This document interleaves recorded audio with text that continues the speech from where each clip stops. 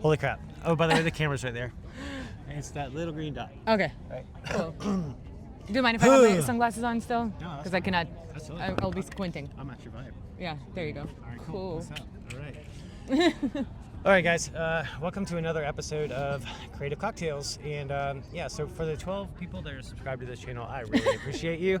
We had a little conversation about that, and you're the 12 coolest people on the planet. You should just know that about yourselves. Yep. And it's okay if the club remains at 12, but if you really want to share it with your friends, feel more than welcome. You're more than welcome to do that.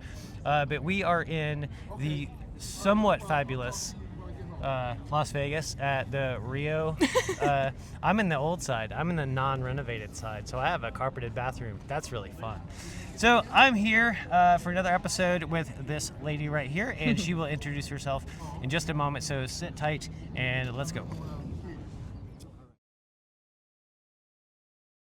Okay, and we're back.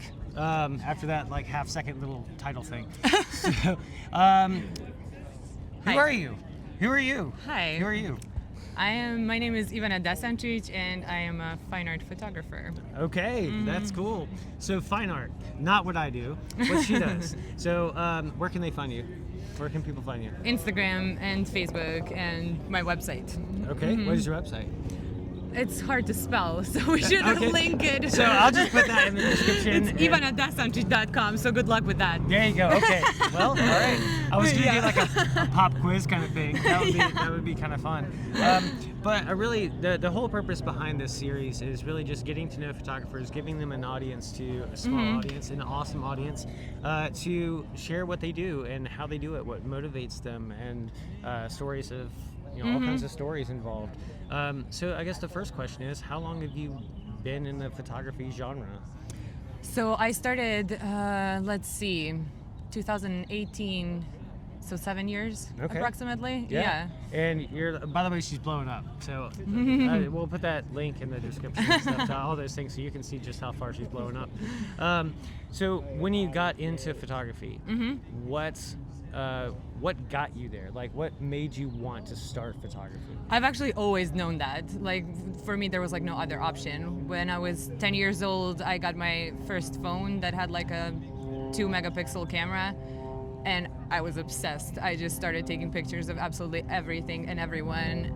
And then I found like those old free editing apps like PicMonkey and stuff. Oh yeah. And I was making these edits of my dog. I was just photographing my dog all the time, and like they're so cute. I'll have to show you those edits. And just constantly, like at 10 years old, just like editing pictures, But since I come from Bosnia and Herzegovina, which is a country with not a lot of opportunities, and we grew up pretty poor, so we couldn't afford like a camera or anything. So I had to wait to move to United States to start with it. Otherwise, I would have started like way earlier. Yeah, and so phones have also progressed a lot since then too, right? Definitely. So like the capabilities of iPhone photography. I had a discussion with a friend the other day about that very thing. Everybody that has a phone can say that they're a photographer in some way, shape, or form, but there are some really cool like iPhone photographers out there that they're just It's impressive stellar because of the ability that is the technology that's baked in, mixed with their own creative style. So they're using the tools that you have or that they have to make art in whatever format that they want. And I think that that's really a streamlined way of doing it. For if you're strictly shooting for social media and growth and things like that, you're not going to be printing. The resolution isn't nearly the same as using a DSLR or mirrorless or anything like that. But it's still cool. It's still cool. You can do a lot of cool things, definitely, especially with all the mobile apps now too, where you can edit, and Photoshop and all the other softwares pretty much have their own mobile version too. So yeah, definitely. so it's like a constant flow with technology progressing. And speaking of that, your work. Describe your work. Like, how would you, like, in 3 words, how would you describe what you do? Ooh, ethereal, whimsical, fairy-like. Gotcha. Okay. All right. I think that's a pretty accurate description. So, Yeah. When it comes to doing that particular style, your style, I'll bring the conversation of technology back into it, because there are so many things that have evolved just in the last 4 or 5 years that have allowed you to be able to maybe not spend as much time in the Photoshop side of things, or at least quicken up that pace. When you first started with the fantasy style or the whimsical style, how long did you think that you would spend on a particular average edit? Oh, it would vary always. Even now, Yeah. just depends on the concept, because I would do like an edit within 2 hours, and then another one would last like 18. Yeah. So very different. I Yeah. definitely understand that. We're both big fans of Brooke Shaden and, Yes. and her work, and she does a thing on her YouTube channel that's like the White Wall Wednesday kind of thing, That's how I learned a lot. and it's super cool. So you learn a lot from people, from whatever resources you have available to you, and you might learn a new tip, a new trick. A new company might come in with a plugin or Yes. even a third-party software that allows you to create fractals and orbs and all these other kind of things, whereas maybe it took 10 to 15 minutes before Just to draw all of just that. to draw it Yes. and then bring it in and be like, oh shit, I need to fix this. It doesn't quite work, and then figure out a way how to fix it using curves or however 500 different ways that you can do that inside of the software. So I kind of want to get to a place in your photography now that you've taken it from those very first days to where you were able to build a very successful business. How did you get there? Well, when I first started out, I was just focusing on like the artistry, the shooting, especially editing, because I'm obsessed with Photoshop and everything that you can do in it. But I didn't realize that you need to invest just as much energy and time into the business side of it.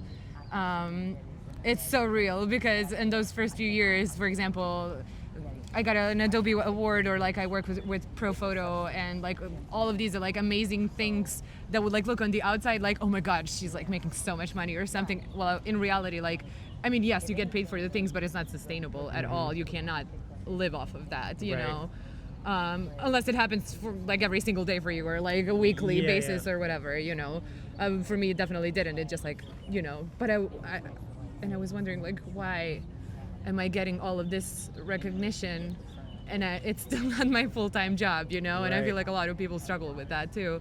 And thankfully then I discovered the portrait system and the Stu Bryce classes, and just started investing just as much money and energy into the business side of it. And it's so important. It's really important to know that stuff. And then as soon as I started doing that, within a year, I was full-time and had a sustainable business.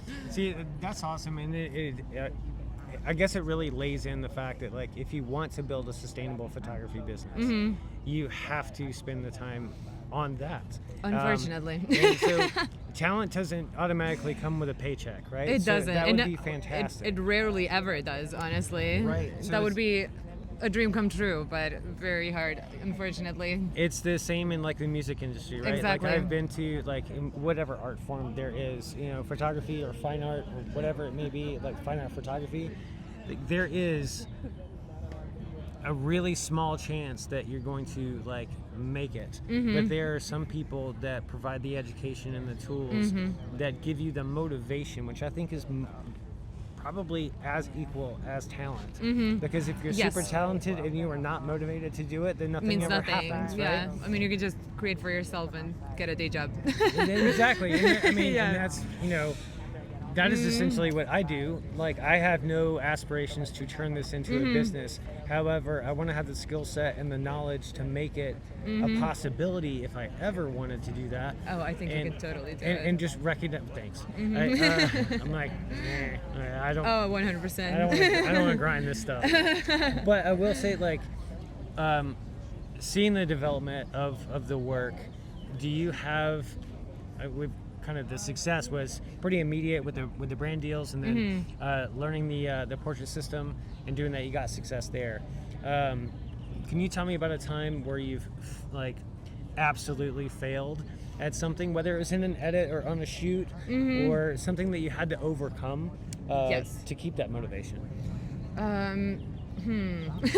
Let me think about it, because all of my clients are super happy always. Yeah. Not with them. I mean, just with you. Like you're like within. Okay. Yeah. I'll make it a little bit easier. What the thing I honestly like struggle with, and again, it relates to the business side of it. Again, I had a lot of money blocks, and I just didn't believe in myself enough, and especially because I come from a very different type of mentality and way of living, and surroundings. Like I said, Bosnia really doesn't have a lot of opportunities, Right. And I grew up there, it's like what I've known for my whole life. So when I came here, I still had that how do you say like mind scarcity, scarcity with the word. Oh yeah, well, so you're basically saying that you still had the same frame of mind of Bosnia when you came here. Yes. And like you're like, okay, I'm gonna take every success as a huge success. That kind of is that what you mean? I mean, it was just like it was blocking me literally from succeeding, and then I had to, and I didn't even know that was a thing. I just thought that that's just how I am. But then when I started with the Super Ice classes, they really touch on that actually, because it's not just me. It's like a lot of people that are from here too. Sure. Because it's a very specific business model, and you can't have like money blocks, to be able to make that work. And those classes again really helped me overcome that, and they're literally like focusing on the psychology side of it, which I really really liked, and what I really needed at the time. Because if I didn't recognize the issue first of all, because I didn't even know that was it, that was an issue, yeah. Exactly. As soon as I recognized it and then like started working on it and kind of like removed myself from that mindset, then it started happening. Yeah. So what are the next steps, right? So things are crazy in this world right now, and as most of you probably already know, you're going to be making some changes here real soon, and we don't have to go into why, but we just need to, like, what's next for you? You hope to continue doing this in a completely different way, or the same way, or how do you...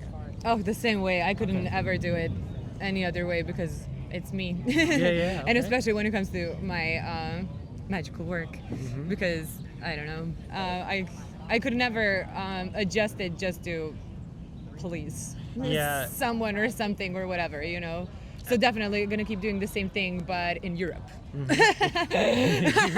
In Europe. So her photos will come with a European accent of some sort. So Yes. Be looking forward to that. New technology happening in the future. We'll be there.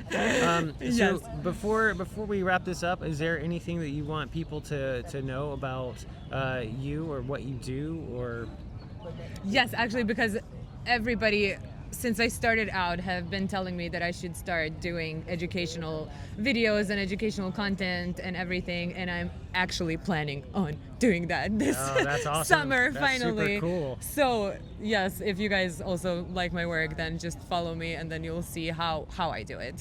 So I'm really excited to share the knowledge. So you want to start sharing it on social, or doing like a kind of a membership plan? Do you have all that figured out yet? No, I so don't it's have been like a full processed. plan. Yeah, because I never did anything like that. So the plan is to start with social media and YouTube and then see where it goes. Yeah. Okay. Because I want to I want to do it properly and do it the right way the first time. Exactly. Yeah. And this way I'll learn, and I'll get really good at it, and then maybe later on we'll see maybe some memberships or courses or Switch something like that. and Yeah. things like that. Yeah, but for now it's just more about just sharing the knowledge, tips and tricks, and like connecting with people. Well, you're definitely in the right place as far as like where we are currently. We're at WPPI in Las Vegas. That's why we're here, but not just vacationing or anything.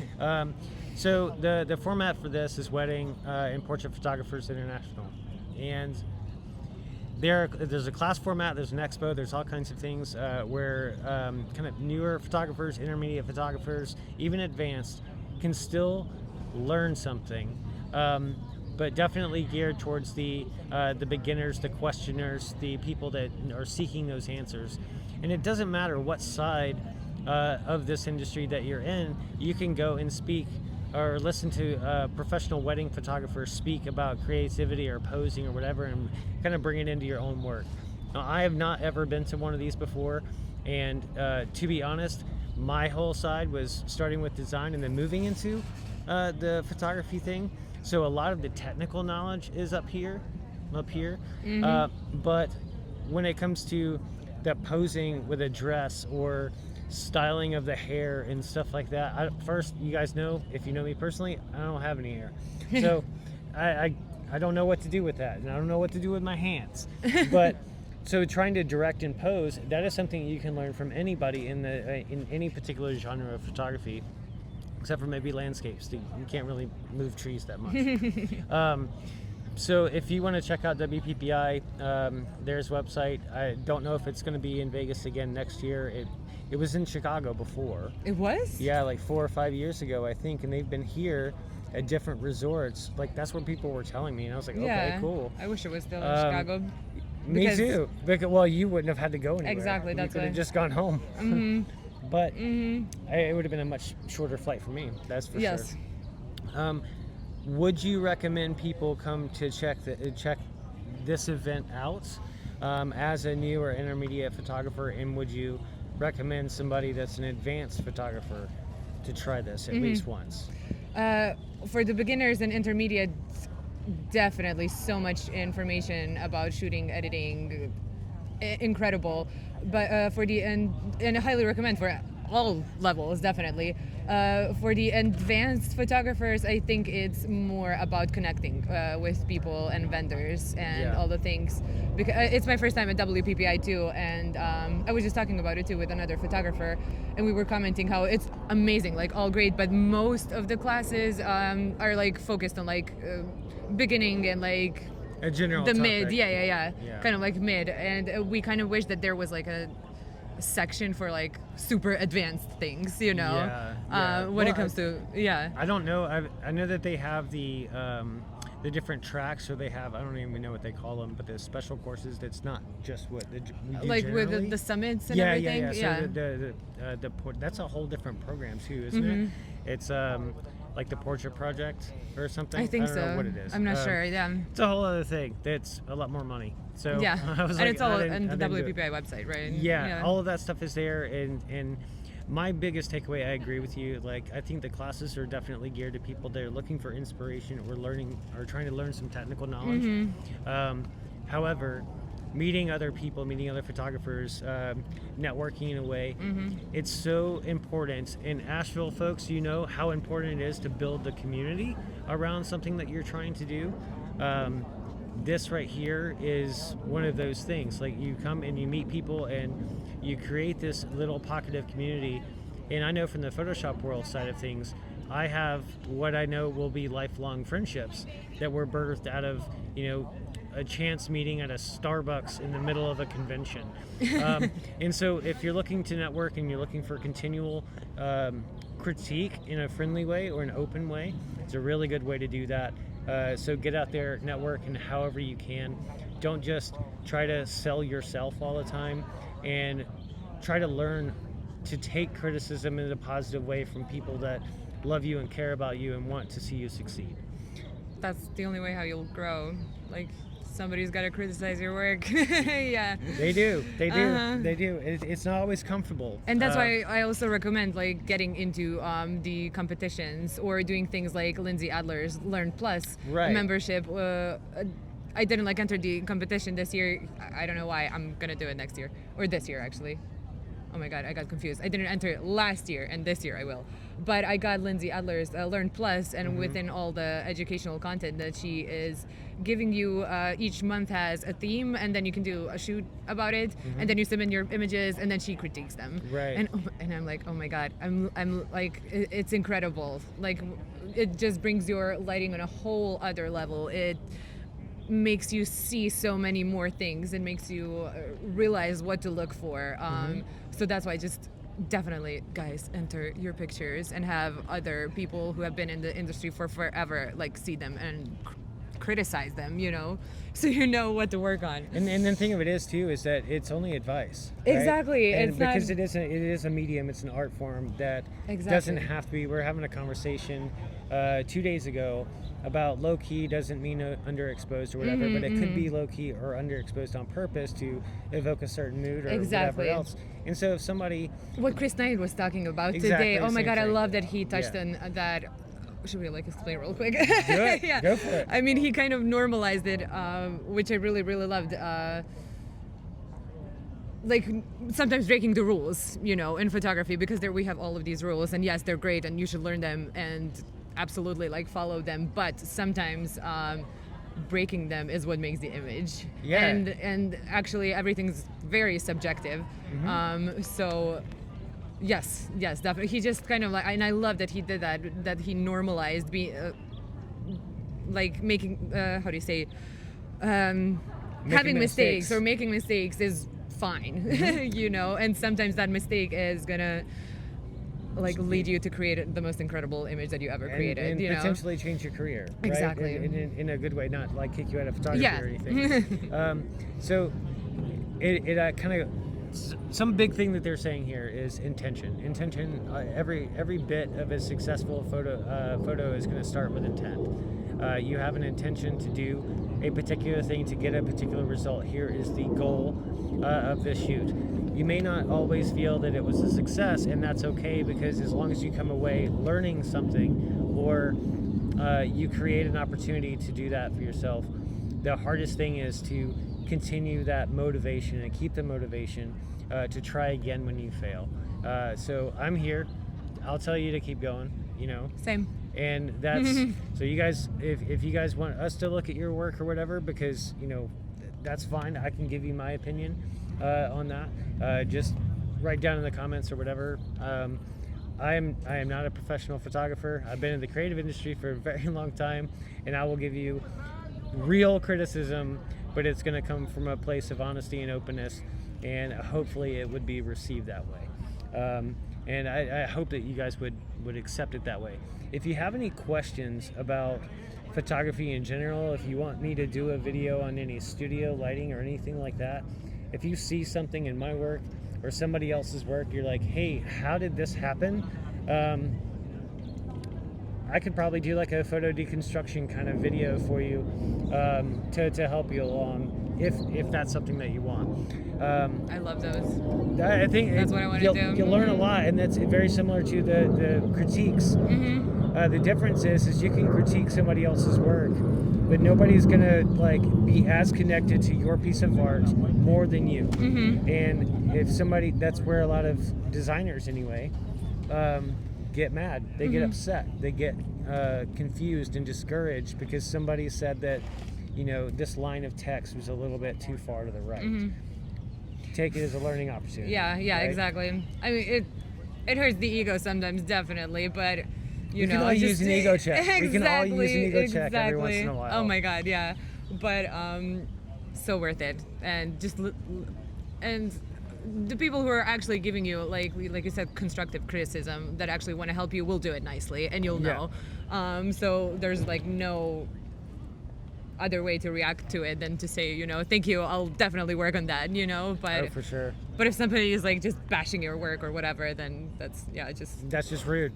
Don't that's listen not to criticism. them. It's not. Yeah, it's not. That's not criticism. Just ignore it's it. Ignore it's it. Just rude. For sure. Yeah. I mean, honestly, that has never happened to me, but I've heard other horror stories. Oh, that's right, because you're perfect. And stuff. Yeah, that's it. Right I'm not. Well, guys, I want to thank you guys so much for taking the time to watch this episode. If you have any questions, like I said, check the description. Leave those questions in the comments. Check the description for the links to all of, however you spell her name's work, and I'll put it all there. If you have questions for her, put them in the comments too. Reach out, do whatever you need to do, and thanks again, and we'll see you next time.